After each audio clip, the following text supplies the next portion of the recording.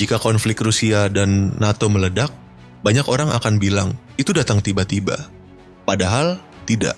Ia tumbuh pelan, lewat keputusan-keputusan kecil. Salah satunya terjadi di laut. Sebuah tanker pengangkut minyak yang terhubung dengan kepentingan Rusia dihentikan oleh Angkatan Laut Prancis. Di permukaan, ini terlihat administratif, prosedural, hampir membosankan. Tapi bagi Rusia, langkah ini menyentuh saraf paling sensitif. Minyak bukan sekadar ekspor. Ia adalah aliran darah ekonomi negara. Dan ketika aliran itu diganggu, dampaknya jauh melampaui satu kapal. Bagi Moskow, menahan minyak sama artinya dengan menekan kemampuan bertahan dalam perang. Di titik inilah diplomasi biasanya mulai kehilangan maknanya. Pertanyaan pentingnya bukan apa yang terjadi, melainkan apa artinya. Apakah ini insiden maritim biasa atau awal perubahan fase hubungan Rusia-NATO?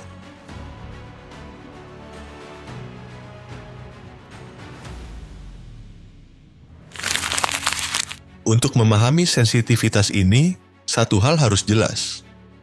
Ekonomi Rusia berdiri di atas energi. Di tengah sanksi barat yang terus diperketat, minyak menjadi penopang utama kas negara dan instrumen geopolitik yang tersisa. Sejak perang besar di Ukraina, Rusia mengoperasikan apa yang dikenal sebagai armada bayangan, tanker-tanker yang bergerak di wilayah hukum abu-abu untuk menjaga aliran ekspor tetap berjalan. Strategi ini efektif, tapi rapuh. Begitu satu kapal dihentikan, dampaknya menjalar cepat.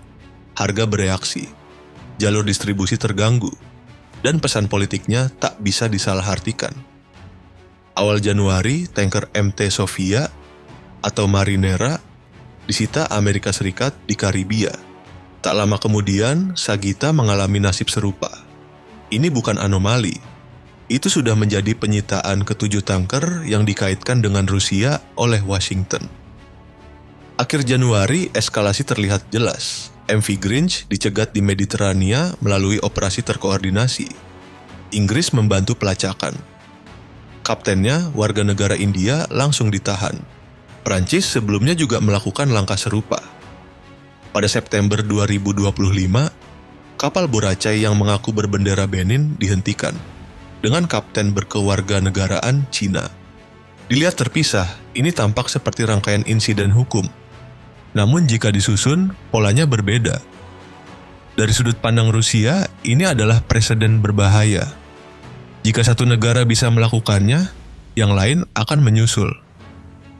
Dan ketika kapal-kapal minyak mulai ditahan satu persatu, Rusia dihadapkan pada dilema klasik. Menerima tekanan, atau menghentikannya dengan cara mereka sendiri.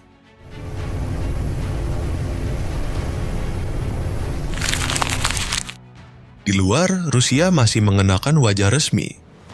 Lewat konsulat jenderalnya di Edinburgh, Moskow menyampaikan pernyataan yang tenang.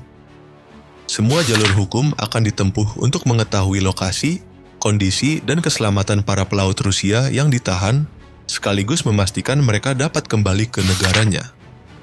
Kalimatnya bersih. Nadanya tertata. Secara formal, ini diplomasi murni. Namun Rusia jarang berhenti di sana. Rekam jejaknya menunjukkan pola yang berulang. Ketika hukum internasional dan meja negosiasi tidak memberi hasil, Moskow mengganti bahasanya. Bukan dengan nota protes, melainkan dengan senjata. Dan kali ini satu nama kembali menghantui NATO, Oresnik. Oresnik adalah rudal balistik generasi terbaru Rusia. Kecepatannya berada di wilayah hipersonik sekitar Mach 10, setara lebih dari 13.000 km per jam. Dalam kecepatan seperti itu, sistem peringatan dini hampir tidak punya waktu merespons. Deteksi menjadi terlambat, pencegatan nyaris mustahil dengan pertahanan udara yang ada sekarang. Namun ancamannya tidak berhenti pada kecepatan. Oresnik memiliki jangkauan antara 3.000 hingga 5.500 km. Dengan radius tersebut, hampir seluruh Eropa berada dalam jangkauan tembak. Dan yang paling krusial, rudal ini dirancang untuk membawa hulu ledak nuklir. Pada pekan kedua Januari, Rusia mengirim sinyal yang tidak bisa disalahartikan. Oresnik diluncurkan dengan hulu ledak konvensional ke sebuah fasilitas perbaikan pesawat di Lviv, dekat perbatasan Polandia. Dampaknya menghancurkan. Fasilitas itu lumpuh total. Tanpa nuklir pun, pesannya gamblang, ini masih versi ringan. Reaksi Eropa datang cepat dan penuh kecemasan. Presiden Prancis Emmanuel Macron menyebut situasinya berbahaya, seraya mengakui bahwa Eropa kini berada dalam kondisi terbuka dan rentan. Ia bahkan mendorong percepatan pengembangan rudal hipersonik Eropa sebagai respons langsung. Nada serupa muncul dari Kiev.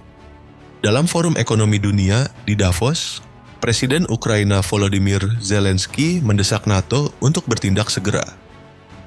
Menurutnya, sanksi yang ada belum cukup memutus aliran pasokan ke medan perang.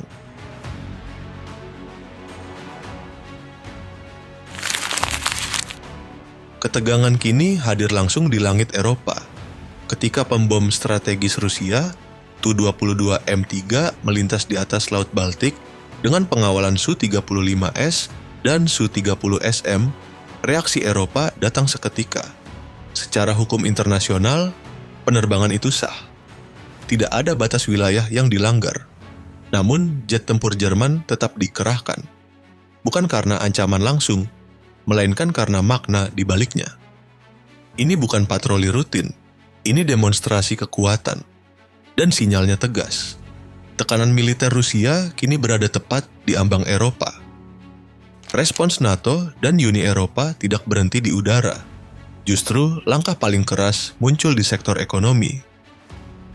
Uni Eropa secara resmi menutup impor gas Rusia sepenuhnya, sebuah keputusan ekstrem dengan satu tujuan utama, memutus ketergantungan energi terhadap Moskow. Secara formal, seluruh 27 negara anggota Uni Eropa menyetujui kebijakan ini. Namun di balik angka itu, kesatuan mulai rapuh. Slovakia dan Hungaria memilih jalur hukum dengan menggugat Komisi Eropa. Alasannya krusial. Dua negara ini masih sangat bergantung pada pasokan gas Rusia untuk menopang ekonomi mereka. Disinilah bahaya sesungguhnya muncul. Tekanan militer meningkat di satu sisi, jalur ekonomi diputus di sisi lain, sementara ruang kompromi terus menyempit. NATO dan Eropa kini berdiri di garis tipis antara pencegahan dan konfrontasi.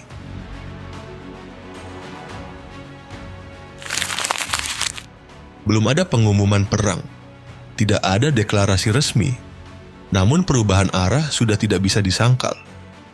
Uni Eropa kini bergerak menjauh dari identitas lamanya sebagai proyek perdamaian dan mendekati bentuk baru, blok yang bersiap menghadapi perang. Pernyataan paling jujur justru datang dari pinggiran. Perdana Menteri Hungaria, Viktor Orban, secara terbuka mengatakan bahwa pertemuan para pemimpin Uni Eropa tidak lagi terasa seperti diskusi politik. Menurutnya, atmosfernya sudah berubah menjadi apa yang ia sebut sebagai Dewan Perang. Pesannya tidak ambigu. Eropa harus bersiap menghadapi konflik langsung dengan Rusia. Memasuki Januari 2026, arah pembahasan di Brussel ikut bergeser tajam. Agenda lama menghilang, integrasi ekonomi tersingkir, kebijakan hijau memudar. Yang tersisa di meja perundingan kini adalah hal-hal yang biasanya dibicarakan menjelang perang. Mobilisasi militer, rantai logistik senjata, dan kesiapan menghadapi konflik berskala besar. Perubahan paling mencolok terlihat di Jerman. Berlin meninggalkan pendekatan defensifnya dan mengadopsi doktrin kesiapan perang. Anggaran militer dinaikkan. Bundeswehr dimodernisasi.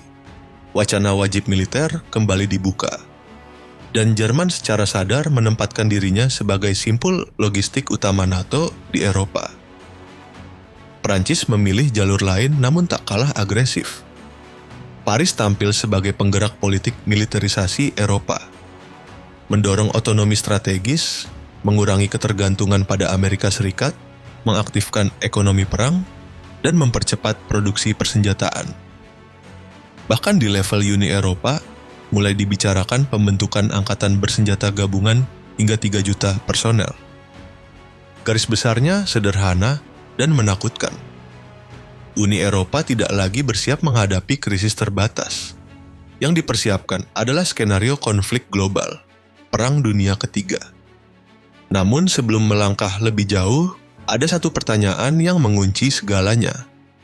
Mengapa Uni Eropa dan NATO berani menaikkan tensi setinggi ini?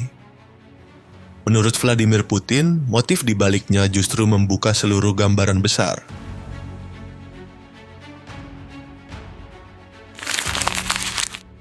Di bagian inilah ceritanya berbelok.